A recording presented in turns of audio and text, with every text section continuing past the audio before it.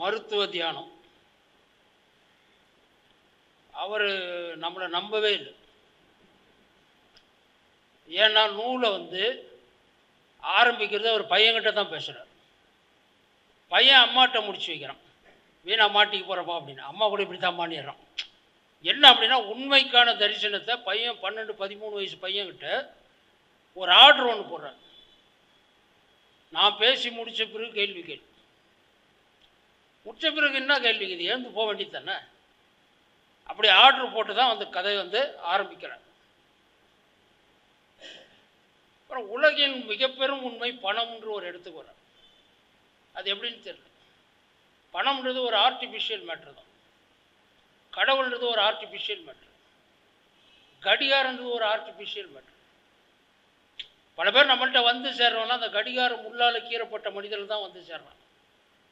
ஆனால் உளவியல் என்பது அது உள்ள உண்மையை நம்ம தேடிட்டே போக வேண்டியது தான். அதுக்கு பல பாதைகள். ஆனாலும் கூட அவர் அந்த விஷயத்தை அருமையாக எழுதுகிறார். ஆனால் அதனுடைய நோக்கம் நம்ம இல்லை, பையனை மோட்டிவேட் பண்ணணும்னு எழுதுகிறார். ஆனாலும் கூட அங்கே ஒரு ஜன்னல் திறக்கு. இதை வாசிக்கிற ஒவ்வொருத்தனுக்கும் தந்தை சொல் சிக்க மந்திரமில்லைன்னு ஒரு குரல் கேட்கும். அப்படியே ஒரு பொதுமைப்படுத்தப்படுகிற ஒரு விஷயமாக வருது. இன்னொரு விஷயம், மனம் ஒரு திசையில் இருக்கும், உடல் ஒரு திசையில் இருக்கும். இது ரெண்டையும் ஒன்றா சேர்த்தா அதுக்கு பேர் தான் நாணம். அடைந்த நாணத்தை கொஞ்சம் அப்பாலிக்கா தள்ளி வச்சா அதுதான் மிக பெரும் நாண நிலை என்று அவர் வரையறை செய்கிறார்.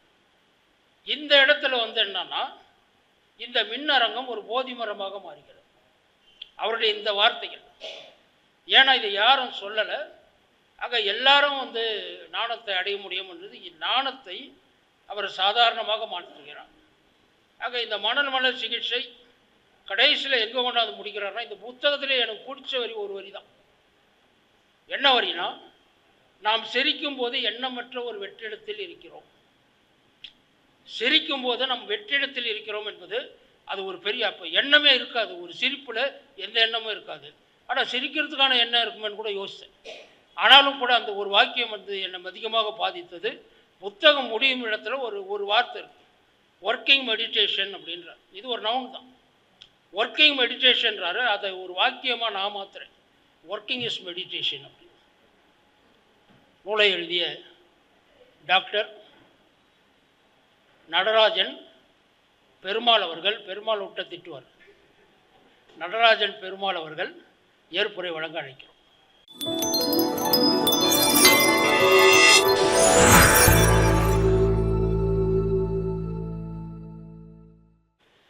மிக சுருக்கமாக முடித்து விடலாம்.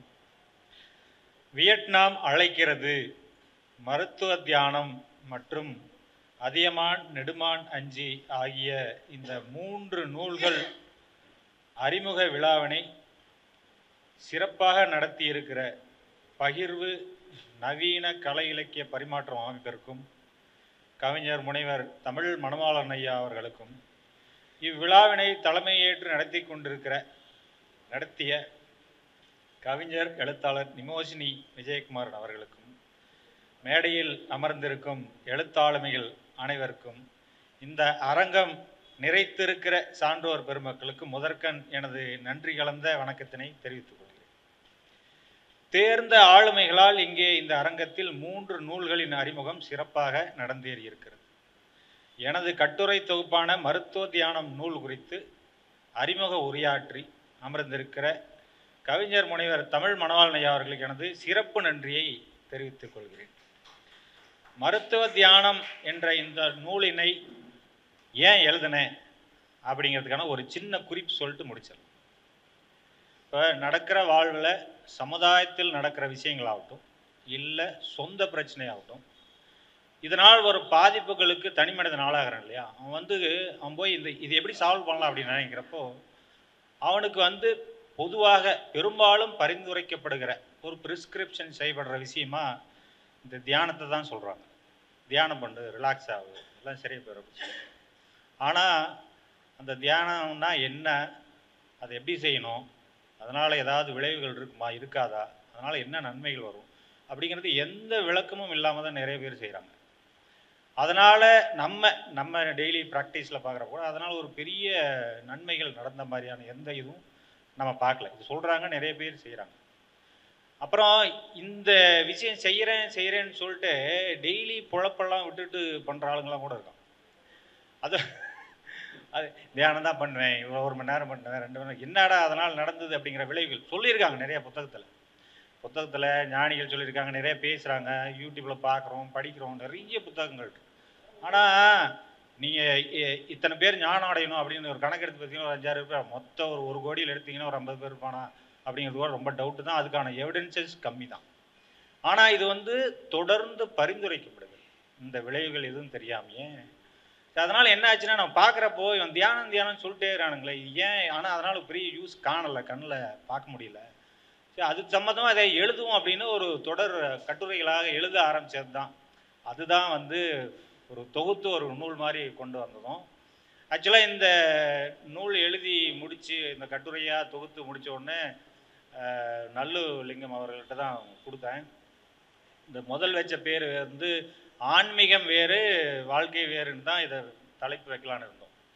அப்புறம் அவர் புத்தகத்தை படிச்சுட்டு என்ன சொன்னார், இல்லை நிறைய நீங்கள் சைக்கலாஜிக்கல் இஷ்யூஸ்லாம் எழுதிருக்கீங்க, சயின்டிஃபிக்காக நிறைய விஷயம் இருக்குது, அதனால் உங்கள் மருத்துவத்துறை சம்மந்தம், மனநல மருத்துவத்துறை சம்மந்தம் ஒரு கட்டுரை எழுதி கொடுங்க அப்படின்னு கேட்டார். நான் சொன்னேன், இது ஒரு விளம்பரம் பண்ணுற மாதிரி வேணாம் அப்படின்னு சொன்னேன் அவர்கிட்ட. அவர் சொன்னார், ஒரு நல்ல விஷயத்த சொல்கிறீங்க, அதனால் அதை சேர்த்துக்கிட்டா தப்பில்லை அப்படின்றனால தான் அந்த மைண்ட்ஃபுல்னஸ் அப்படிங்கிற கான்செப்ட் இருக்கிற ஒரு சைக்காட்ரி ரிலேட்டடான விஷயத்தையும் அதில் ஆட் பண்ணோம். அதை சேர்த்த உடனே அவர் என்ன பண்ணார், இதுக்கு இந்த பேர் சரி வராது, நீங்கள் மருத்துவ தியானம் வைங்க அப்படின்னு சொல்லி அந்த பேரை சொன்னதை நல்லுதான். அது கொஞ்சம் நல்லபடியாக ரீச் ஆகும், இது அவசியமான ஒரு விஷயம், தெளிவு கிடைக்கும் அப்படிங்கிறதுனால தான் இந்த இது சொன்னோம். இன்னொன்று நான் என்ன கேட்டேன்னா, அட்டைப்படத்தில் இந்த புத்தர் ஸ்டெத்தஸ்கோப் 2 வச்சுக்கலாம், ஆனால் ஒரு அவுட்லைன் மாடி கொடுங்க அப்படின்னு கேட்டேன். அவர் என்ன சொன்னார், அது ஏற்கனவே பண்ணிட்டோம் நாங்கள், அதனால் புத்தருக்கு ஸ்டெத்தஸ்கோப்பை மாட்டி விட்ருவோம் அப்படிங்கிற மாதிரி ஒரு விஷயம் கொண்டாரு. பட் நல்லபடியாக வந்தது அது.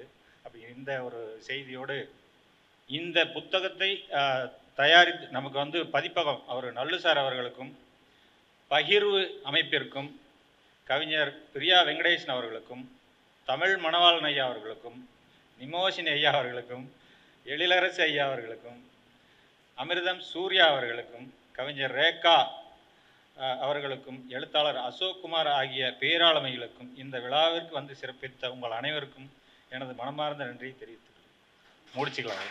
நன்றி. இறுதியாக கூட்டத்தில் பேசுறது யாரையும் degree not to degrade any writer, meeting நல்லா இருக்கணும்னு நினச்சி பேசுகிற விஷயந்தான். பிரியா வெங்கடேசன் அவர்களை பேசுமாறு அடிக்கிறேன். முன்னூல் அறிமுக விழாவுக்கு வருகை புரிந்துள்ள உங்கள் அனைவருக்கும் வணக்கம். நவீன கலை இலக்கிய பரிமாற்றத்துக்கென இயங்கிக் கொண்டிருக்கும் பகிர்வு அமைப்பின் 31வது நிகழ்வு இது. இந்நிகழ்ச்சியை தனது பகிர்வு அமைப்பு மூலம் நடத்த ஒப்புக்கொண்ட அதன் நிறுவனர் டாக்டர் தமிழ்மணவாளன் ஐயா அவர்களுக்கு முதலில் நன்றியை தெரிவித்துக் கொண்டு, இந்நிகழ்ச்சியில் மனநல மருத்துவர் நடராஜன் பெருமாள் அவர்களின் மருத்துவ தியானம்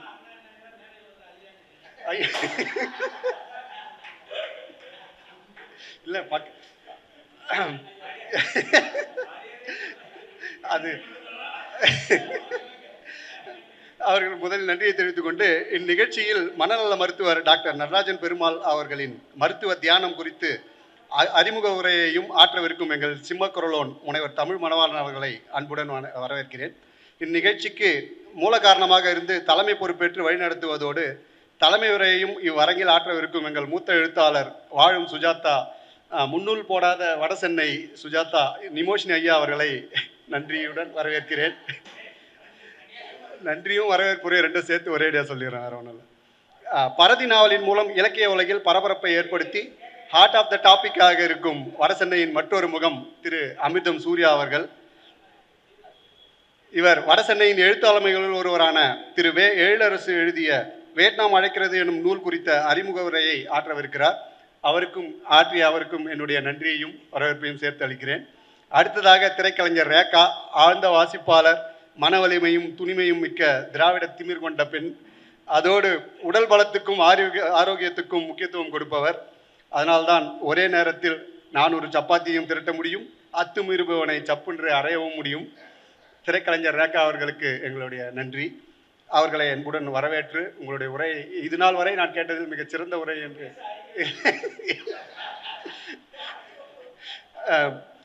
அதியமான் நெடுமான் அஞ்சி எனும் வரலாற்று நூல் பற்றி அறிமுக உரையாற்றிய அவருக்கு நன்றி. அத்துடன் 3 எழுத்தாளர்களுக்கும் என்னுடைய மனமார்ந்த நன்றியையும் தெரிவித்துக் கொள்கிறேன்.